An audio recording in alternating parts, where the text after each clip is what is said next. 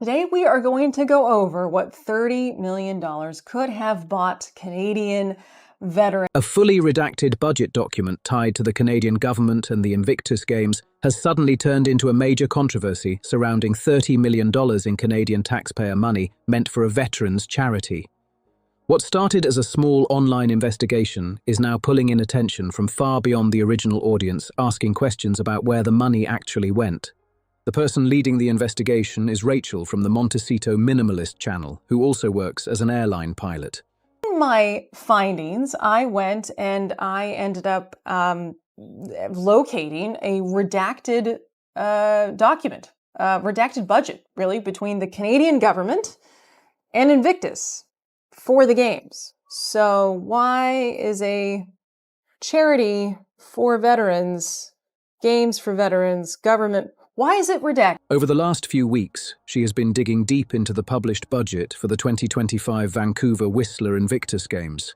The total event budget came in at $63 million, with the Canadian government covering nearly half of it through a $30 million contribution funded by taxpayers. Inside that published budget, two major line items immediately stood out: accommodation and catering, plus a workforce made up of 90 staff members. Together, those two categories totaled a shocking $21 million. Rachel started comparing those numbers against publicly available venue costs, standard catering prices, and normal salary ranges for similar event workers. Even using generous estimates, she could only account for around $12 million. That left nearly $9 million sitting in question inside just those two categories alone. Then things became even more suspicious. Rachel managed to locate the full government contract document that would normally break down every expense line by line. But when she opened it, the entire thing had been redacted, completely blacked out. Not a few sections, the whole document. That detail became the heart of the entire story. A veterans charity receiving huge amounts of taxpayer funding released a budget document that was fully hidden from public view when accessed through official public channels. Critics online started asking why a charity budget would need this level of secrecy in the first place. There appears to be no obvious commercial reason for a full redaction, no national security explanation, and no clear privacy issue connected to basic expense categories. The redaction itself is what sparked the investigation, and the growing reaction to Rachel exposing the document has pushed the controversy into a much bigger spotlight. Not anti-celebration, I am not anti-games, I am pro-veteran, and I believe that transparency is not too much to ask for in this case. After Rachel uploaded the fully redacted document and launched what she called the Redacted Collection on her Montecito Minimalist website to spotlight the issue, something unexpected happened fast.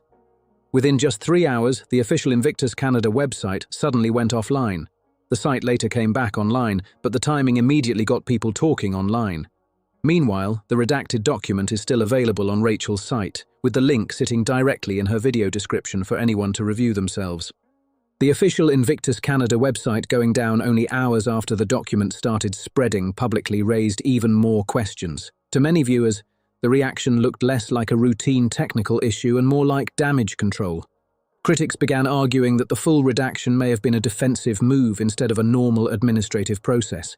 Rachel then took the investigation a step further by doing something the redacted budget never explained clearly itself. She broke down what that $30 million of taxpayer money could actually buy for veterans across Canada if it had been directly spent on care and support services instead of a 9-day sporting event.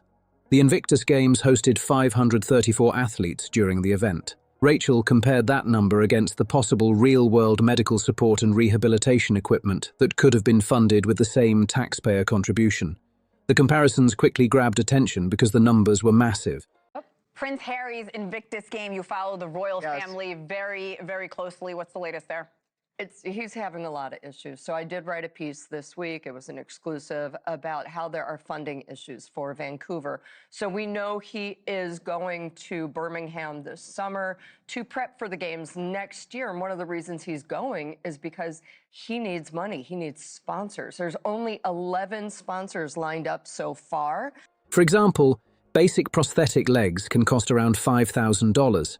At that price, $30 million could fund roughly 6,000 prosthetic legs for veterans in need.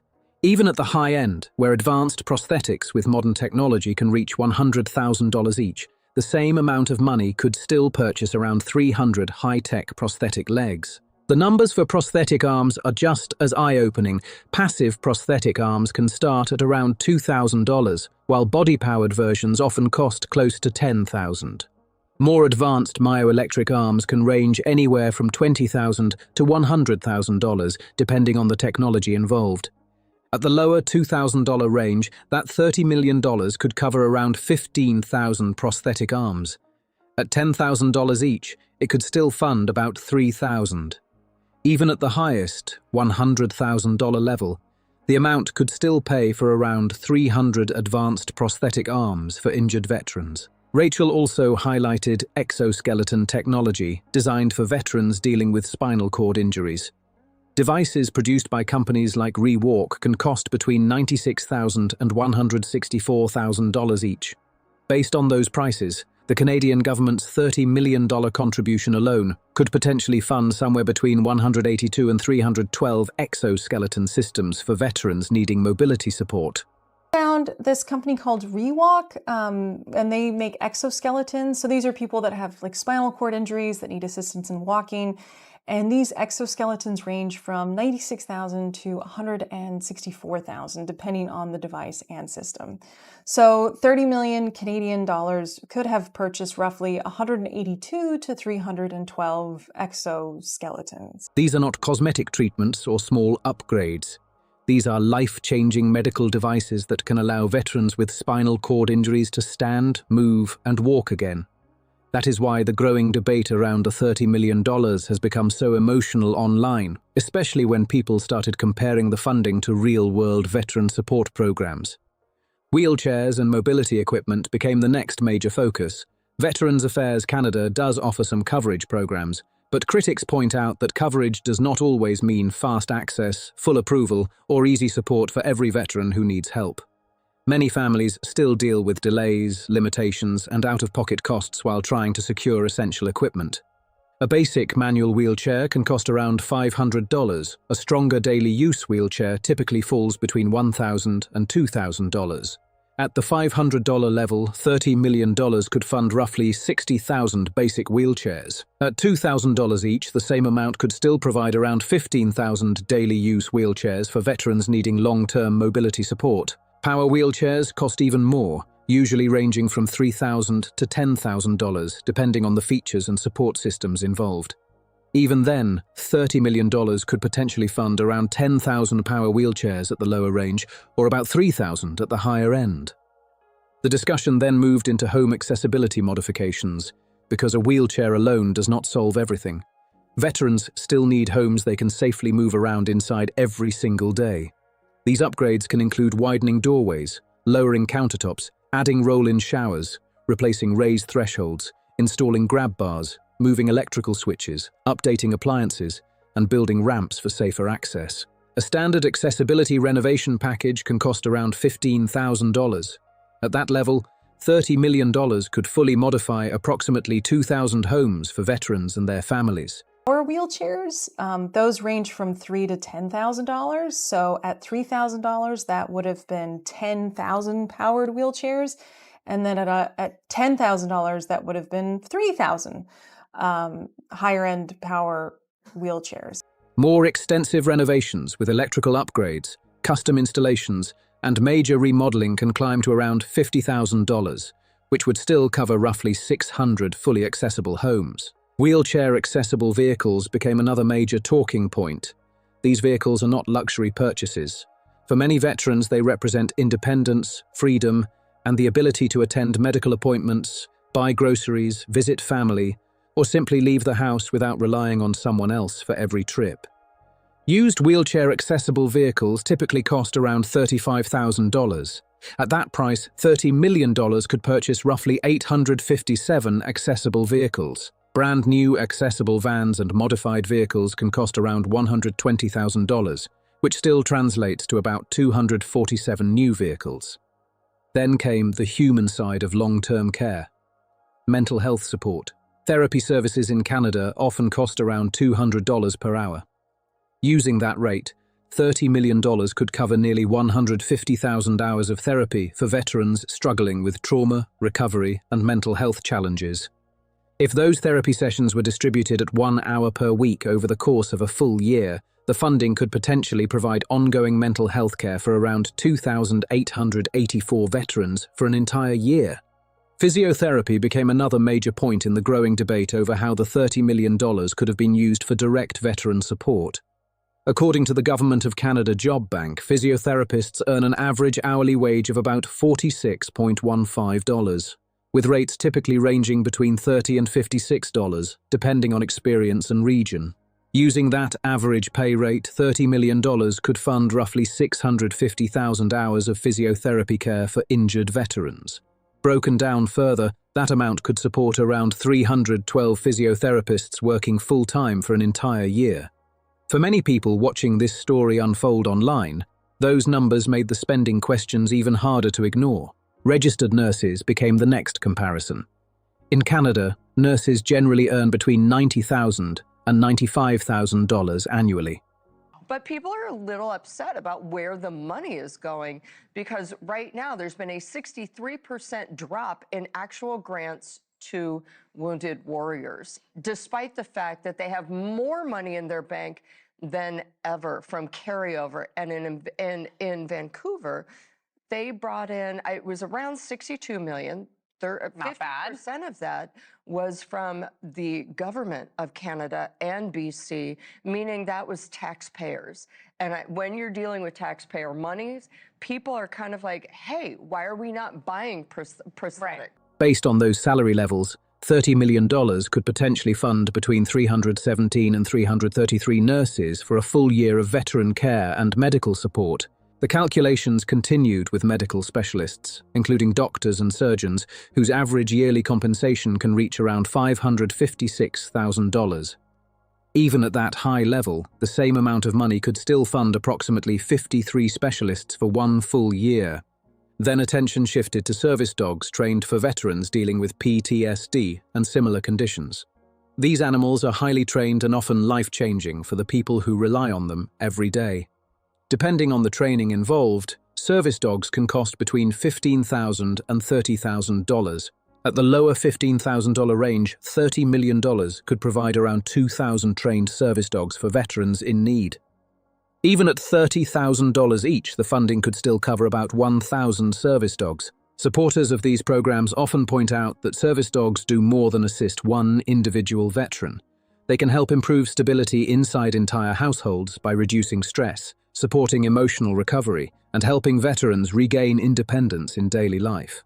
Housing became the final and most concrete category in Rachel's breakdown because the numbers are easier for people to picture in real life. According to the Canadian Real Estate Association, the average Canadian home price as of March 2026 sits just above $673,000.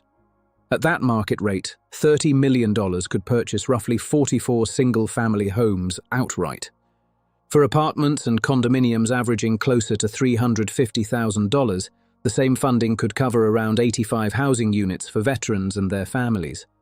The discussion then moved to the Homes for Heroes program, which builds tiny home villages specifically designed for veterans transitioning out of homelessness. Existing projects have reportedly built around 20 homes per village at a total cost of approximately $2.5 million per site, averaging close to $125,000 per home. Using those figures, $30 million could potentially fund 12 full tiny home villages, totaling around 240 homes for veterans facing homelessness. Existing villages have reportedly maintained full occupancy, showing how strong the demand for this type of housing support already is. These calculations are not random internet guesses or exaggerated claims. They are based on publicly available Canadian market prices tied to services, housing, medical care, and support systems that many veterans actively rely on every day. $30 million is not a small number by any standard.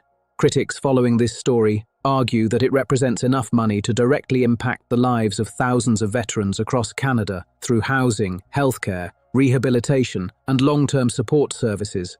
Instead, that funding was allocated toward a 9-day sporting event, which has now sparked growing public debate about what was actually delivered in return for such a massive amount of taxpayer money.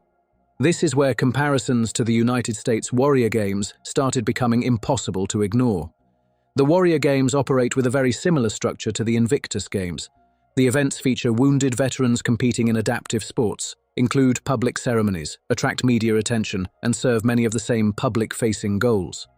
But according to Rachel's research, the Warrior Games reportedly operate at only a fraction of the cost, somewhere around 10% of the Invictus Games budget.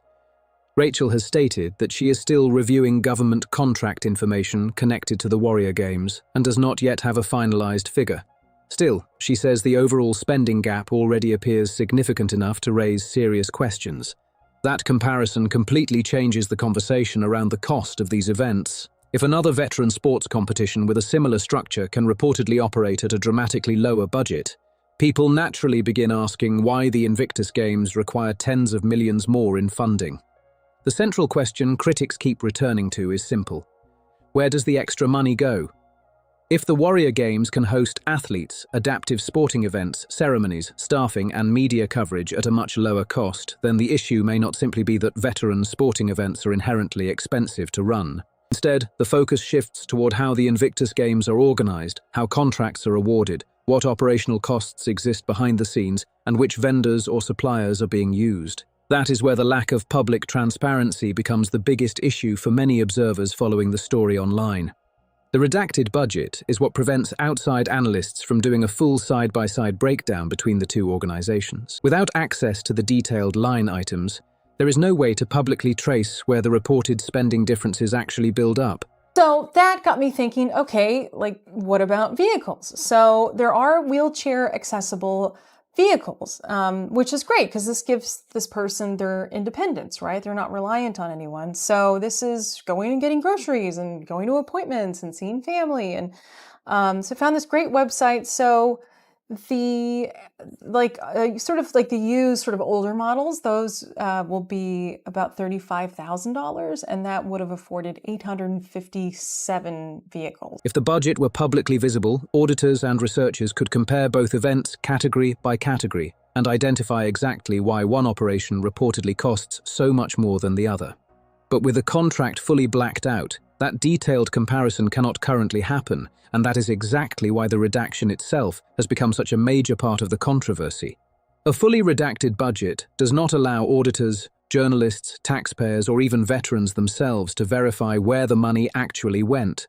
Without access to the details, nobody outside the organization can clearly determine whether the funding was spent on direct veteran services, event production costs, transportation, accommodations, security operations, administrative expenses, or other categories tied to the games. That is what makes the controversy so intense. The redaction does not just hide information. Critics argue it makes meaningful public review almost impossible by design. People are left asking questions without any way to independently verify the answers. Rachel's main argument has focused less on the existence of the games themselves and more on the priorities reflected in the spending. She repeatedly points out that the issue is not whether veterans deserve recognition and support. Most people would agree they absolutely do. The larger concern is whether public celebration has become easier to fund than long-term care and recovery programs. That idea struck a nerve online because the comparisons are simple but powerful.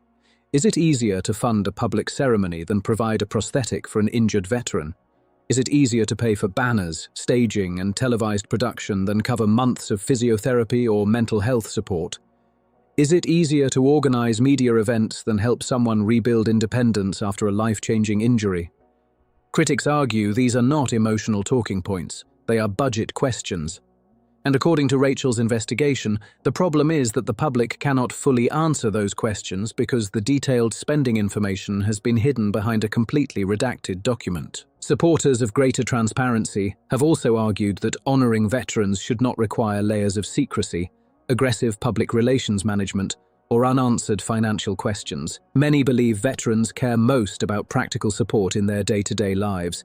Healthcare access, housing, rehabilitation services, mobility assistance, employment support, and mental health treatment. Rachel has also made it clear that her criticism is not aimed at the veterans or volunteers who participated in the games themselves. She has openly acknowledged that some participants may have found friendship, healing, motivation, or community through the event, and she says that value should not be dismissed. Instead, the investigation focuses on the structure surrounding the budget, the unexplained financial gaps, the fully redacted contract, and the reaction after the documents were publicly shared. One detail that especially fueled speculation online was the Invictus Canada website reportedly going offline within hours of the redacted document gaining attention. The public response on social media has become another layer of the story. According to Rachel, several users who asked the official Invictus Canada social media accounts basic questions about the budget redactions claimed they were blocked after posting polite requests for transparency. Rachel has reportedly encouraged anyone with screenshots of those interactions to send them to her so she can document the responses publicly. Critics argue that blocking people for asking routine transparency questions only adds more suspicion to the situation. To many observers, managing the conversation instead of directly answering the concerns creates the appearance of avoidance rather than openness. Combined with the website outage shortly after the documents surfaced, the reaction has only intensified public interest in the investigation and the unanswered questions surrounding the missing financial details. Critics following the investigation now argue that the Invictus Canada operation appears more focused on controlling questions about the budget than openly answering them. The growing controversy has also expanded into a much larger discussion about celebrity-led charities and whether public image sometimes overshadows the direct delivery of services to the people those organizations were created to help. Prince Harry has served as the public face of the Invictus Games since the project first launched. Over the years, the Games became deeply tied to the Sussex public brand through documentaries, interviews, speeches, media campaigns, and streaming productions. The Invictus name has been featured heavily across international coverage for more than a decade, giving the organization major global visibility and strengthening its connection to Harry's public image. Rachel's investigation has raised a difficult question that many online observers are now debating. Has the public brand value connected to the Games grown larger than the measurable veteran support being delivered through them? Supporters of greater financial transparency point to the reported comparison with the Warrior Games as one of the strongest reasons these concerns continue growing. If a similar veteran sports competition can reportedly operate at a fraction of the cost, critics argue that the spending gap may reflect structural issues rather than normal event expenses. That comparison has become central to the debate, because it shifts attention away from the athletes and toward the financial systems behind the organization itself. Physiotherapy, the government Canada Job Bank lists the average wage at $46.15 an hour. It ranges from $30 to $56. But I just use the average, so at $46.15 an hour, that would have afforded 650,000 physiotherapist hours, or 312 physiotherapists working full-time for a year. The discussion has also expanded because another charity connected to Prince Harry, St. Bala, is currently facing separate legal scrutiny in the London High Court.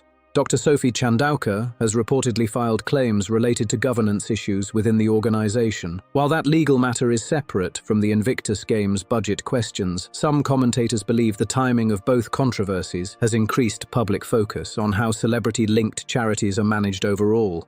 Observers online have started drawing parallels between the two organisations because both were founded or co-founded by Harry, and both are now facing questions tied to oversight, governance, or financial transparency. Critics stress that these concerns do not automatically prove wrongdoing, but they do create a pattern that has fueled increasing public scrutiny. The broader issue being discussed is whether the internal governance structures of these organizations are operating with enough accountability and transparency, especially when taxpayer funding, donations, and public trust are involved. As more records, screenshots, financial documents, and legal filings circulate online, the pressure surrounding these questions has built. Some commentators have also linked the controversy to wider discussions about the financial pressures surrounding the Sussex public operation itself. Reports connected to the Wakeford financial audit have claimed annual security expenses around $3 million, along with legal costs reportedly reaching approximately $38 million. Other reports have alleged that major inheritance funds connected to Princess Diana and the Queen Mother have been significantly reduced over time, while staffing connected to the Sussex operation reportedly dropped from around 16 employees to 5. These financial discussions have added even more attention to the ongoing debate over transparency, spending priorities, and the management of high-profile charitable organisations. Reports surrounding the Sussex business deals have also become part of the wider conversation online. The Netflix agreement, once widely reported as being worth around $100 million, has since been described by several outlets as closer to $60 million in actual value. The Spotify partnership reportedly ended after just one podcast season, with estimates placing the deal at around $5 million. Public speaking revenue has also reportedly shifted over time.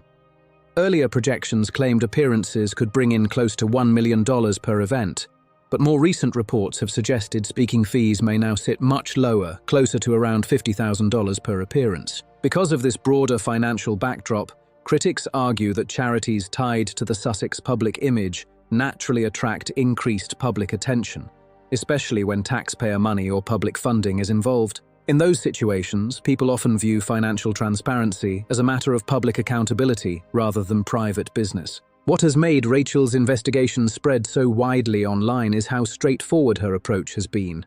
That, Harry's afraid of what happens when William becomes king. Mm-hmm. Tom Bower said, well, be afraid, right? Be very afraid, because when he takes to the throne, they will lose HRH.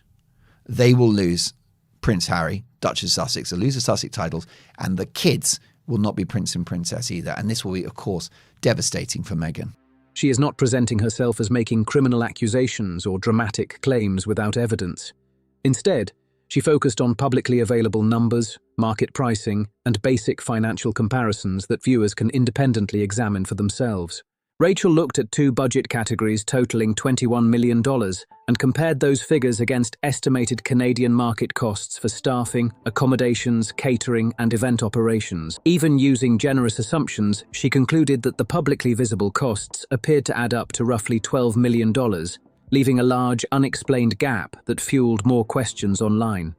She also published the fully redacted government document directly on her website, so viewers could review it personally. From there, she translated the $30 million taxpayer contribution into practical examples of what the same funding might potentially cover in direct veteran support services, including prosthetics, wheelchairs, therapy, housing support, service dogs, and accessibility upgrades. Supporters of the investigation argue that the key details are publicly checkable. The market prices are available, the budget figures are available, the redacted document itself can be downloaded and reviewed. Even the temporary disappearance of the Invictus Canada website after the document surfaced can reportedly be verified through public web archive tools. That is why many viewers say the story moved beyond internet gossip and turned into a broader transparency debate. The discussion is built around publicly accessible records, documented timelines, and financial comparisons that people can independently review, rather than relying entirely on rumors or anonymous sources. Rachel's central conclusion has remained consistent throughout the investigation. If money is raised in the name of veterans, transparency should not be treated as optional, and accountability should not be viewed as an attack. Asking where public money goes is a standard question taxpayers, donors, and citizens are entitled to ask of any publicly funded organization. At this stage, critics argue that the public response surrounding the Vancouver/Whistler 2025 budget has consisted mainly of a fully redacted document, a temporary website shutdown, and claims that users asking budget questions on social media were blocked rather than answered. Rachel also pointed out that the Canadian government's $30 million contribution represented only part of the total $63 million Games budget. The remaining funding reportedly came from additional public and private sources.